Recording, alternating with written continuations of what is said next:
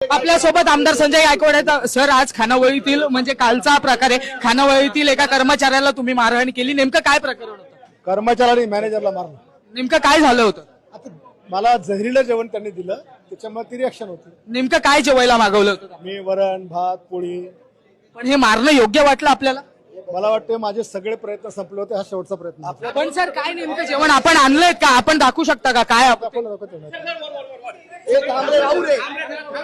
पण ज्या पद्धतीने ही मारहाण करण्यात आली, अमानुष मारहाण सांगण्यात येते, आपलं ह्या संदर्भात काय स्पष्टीकरण असणार आहे? आपण जे केलेलं कृत्य आहे त्याला आपण योग्यच मानत आहात की कुठेतरी आपल्याला वाटतं की चुकीचं आहे? मी केलेला माझ्यासाठी तर हा जस्टिस आहे. आपल्या बरोबर शिवसेनेचे या संदर्भात अधिक संवाद आपण कोणाशी, मुख्यमंत्र्यांची, उपमुख्यमंत्र्यांची साधणार आहात का? मी विधानसभा अध्यक्ष समोर पॉइंट ऑफ इन्फॉर्मेशन करतात, त्यांनी परवानगी दिली तर हा मुद्दा मांडणार. संजय सर, जर आपण पाहिलं, मराठी अमराठी वाद जो आहे तो कुठेतरी पेटत चालला आणि त्यामध्येच ही मारहाण झाली. कुठेतरी वाद चिघळू शकतो याची भीती आहे? मी ज्यांना मारायला, ज्यांना मी हा जाब विचारला, त्यांच्या कपाळावर काही मराठी लिहिलेलं नव्हतं.